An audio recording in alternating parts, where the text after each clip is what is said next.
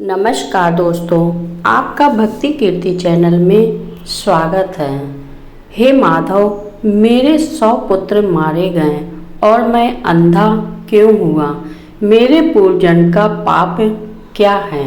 धृतराष्ट्र आँख से अंधे थे, लेकिन आँख के न होने से वासना नहीं मिट जाती। आँख के न होने से कामना नहीं मिट जाती। काश सूरदास ने धृतराष्ट्र का ख्याल कर लिया होता तो आंखें फोड़ने की कोई ज़रूरत न होती।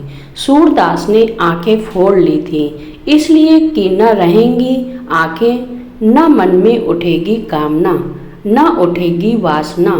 पर आँखों से कामना नहीं उठती, कामना उठती है मन से। आंखें फूट भी जाएं, फोड़ भी डाली जाएं, तो भी वासना का कोई अंत नहीं है। धृतराष्ट्र के 100 पुत्र मारे गए, इससे बड़ी विडंबना क्या होगी? महाभारत में धृतराष्ट्र के जो 100 पुत्र मारे गए थे, क्या यह उनके पूर्वजन्म के किसी कर्म का दंड था? धृतराष्ट्र अंधे थे, लेकिन जब उन्हें यह पता चला कि गांधारी को 100 संतानों को जन्म देने का आशीष है, तो अंधेपन का दुख मिट गया था। धृतराष्ट्र के 100 पुत्र और एक पुत्री हुई। कुरुक्षेत्र में उनके 100 पुत्र मारे गए थे। एक पिता के लिए इससे बड़ी विडंबना और होगी कि उससे 100 पुत्रों का शोक मनाना पड़ा। श्री कृष्ण ने गीता का जो संदेश दिया था, उसे अर्जुन के अतिरिक्त संजय और धृतराष्ट्र ने भी सुना था।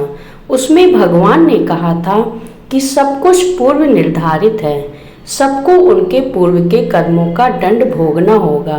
धृतराष्ट्र को वह बात स्मरण थी। दुर्योधन और दुशासन मुख्य रूप से पांडवों और द्रौपदी के दोषी थे। उनके मारे जाने को तो धृतराष्ट्र कर्म दंडों से जोड़ रहे थे, पर शेष पुत्रों की तो कोई भूमिका ही नहीं थी। वे क्यों मारे गए, यह प्रश्न धृतराष्ट्र को कचोटता था। महाभारत युद्ध समाप्त होने पर धृतराष्ट्र ने श्री कृष्ण से पूछा, मैं अंधा पैदा हुआ, मेरे 100 पुत्र मारे गए। भगवान, मैंने ऐसा कौन सा पाप किया है जिसका यह दंड मिल रहा है? आपने अर्जुन से कहा था कि जो हो रहा है वह कर्मों का दंड है। मेरे अंधे होने और 100 पुत्रों के मारे जाने के पीछे क्या कारण है? कृपया यह मुझे बताएं। अपने पुत्रों को खोने की पीड़ा से उबरने में यह काम आएगा। श्री कृष्ण ने कहा, महाराज धृतराष्ट्र, आपने उचित ही सुना था। कर्मों का दंड भोगना पड़ता है, उससे किसी को छूट नहीं है। राजा और समर्थवान लोगों को कर्मों का दंड विशेष रूप से भोगना पड़ता है। ईश्वर उन्हें समर्थवान बनाते हैं तो उनसे ज़्यादा जिम्मेदार होने की आशा रखते हैं। कुछ पाने के लिए कुछ तो देना ही पड़ेगा ना महाराज। आप इस जन्म में भी राजा हैं, पूर्व जन्म में भी राजा थे, पर आपने कई पाप कर्म किए। धृतराष्ट्र अधीर हो गए। वह बोले, केशव, मैंने इस जन्म में जो किया वह मेरे सामने है। एक राजा और एक बड़े परिवार का मुखिया होने के नाते मुझे वही उचित लगा। पूर्व जन्म का रहस्य जानने को उत्सुक हूँ। कृपया वह रहस्य खोलें कि ऐसा कौन सा पाप था कि मैं अंधा भी हुआ, 100 पुत्र भी गंवाए। भगवान श्री कृष्ण ने धृतराष्ट्र को पूर्व जन्म की याद दिलानी शुरू की। उन्हें पूर्व जन्म में लेकर गए। भगवान बोले, महाराज धृतराष्ट्र, पिछले जन्म में भी आप एक राजा थे। आपके राज्य में एक तपस्वी ब्राह्मण रहते थे। ब्राह्मण के पास हंसों का एक जोड़ा था, जिसके 4 बच्चे थे। ब्राह्मण को उन हंसों से अपने संतान के जैसा लगाव था। ब्राह्मण को तीर्थ यात्रा पर जाना था, लेकिन हंसों की चिंता में वह जा नहीं पा रहे थे। उसने अपनी चिंता एक साधु को बताई। साधु ने कहा, तीर्थ में हंसों को बाधक बताकर हंसों का अगला जन्म खराब क्यों करते हो? राजा प्रजापालक होता है, तुम और तुम्हारे हंस दोनों उसकी प्रजा हो। हंसों को राजा के संरक्षण में रखकर तीर्थ को जाओ। आप एक प्रजापालक राजा थे, इसलिए ब्राह्मण को यह बात जम गई। वह आपके पास आया और अपनी सारी परेशानी कह सुनाई।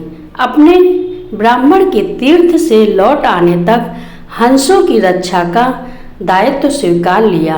ब्राह्मण हंस और उसके बच्चे आपके पास रखकर तीर्थ को गए। हंस आपके महल के तालाब में ही पलने लगे। आपको एक दिन मांस खाने की तीव्र इच्छा हुई। आप उस समय अपने महल के बाग में घूम रहे थे। आपकी नज़र हंसों पर पड़ गई। आपने सोचा सभी जीवों का मांस खाया है, पर हंस का मांस आज तक नहीं खाया। इसका स्वाद आखिर कैसा होता होगा?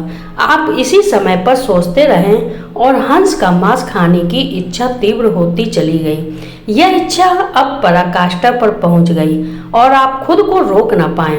आपने हंस के 2 बच्चे भूनकर खा लिए। उसका स्वाद आपकी जीभ पर लग गया। हंस के एक एक कर 100 बच्चे हुए। आप सबको खाते चले गए। अंततः हंस का जोड़ा संतानहीन होकर दुख में मर गया। कई साल बाद वह ब्राह्मण तीर्थ यात्रा से लौटा और आपके पास आया। उसने आपसे अपने हंसों के बारे में पूछा। हंस तो आपके लोभ की बलि चढ़ चुके थे। प्रजापालक राजा यह कैसे कहता कि उसने अपने प्रजा की संपत्ति तो चुपके से लूट ली। इसलिए आपने ब्राह्मण से कह दिया कि हंस बीमार होकर मर गए। ब्राह्मण दंपति आप पर पूरा भरोसा करता था। उसने आपकी बात मान ली और विलाप करते घर चले गए। महाराज धृतराष्ट्र, आपने हंस के बच्चों को खाकर और फिर झूठ बोलकर एक साथ कई अपराध किए। वह सुनिए। आपने तीर्थ यात्रा पर गए उस व्यक्ति के साथ विश्वासघात किया जिसने आप पर पूर्ण विश्वास किया था। आपने प्रजा की धरोहर में डाका डालकर राजधर्म भी नहीं निभाया। जीहा के लालच में पड़कर हंस के 100 बच्चे भूनकर खा गए जो आपके पास आश्रय के लिए आए थे। इस तरह आपने उस असहाय का वध किया जिसे आपने आश्रय दिया था। यह बहुत बड़ा पाप है। हे राजन, इन घोर पाप कर्मों का आपको दंड मिला है। जैसे आपने जीहा के लालच में हंस के 100 बच्चे मारे, वैसे ही आपके 100 पुत्र हुए लालच में पड़कर मारे गए। उन सब की जीहा भी आवश्यकता से अधिक उदंड थी, जिसने आप पर आंख मूंदकर भरोसा किया। उस तीर्थ यात्री से आपने झूठ बोला और राजधर्म का पालन नहीं किया। कोई आंख मूंदकर विश्वास करे तो उसका विश्वास कभी नहीं तोड़ना चाहिए। इसी विश्वासघात के कारण आप अंधे और राजकाज में विफल व्यक्ति हो गए। श्री कृष्ण ने कहा, सबसे बड़ा छल होता है विश्वासघात। आप उसी पाप का फल भोग रहे हैं। वीडियो अगर पसंद आया हो तो वीडियो को लाइक करें, चैनल को सब्सक्राइब करें और बेल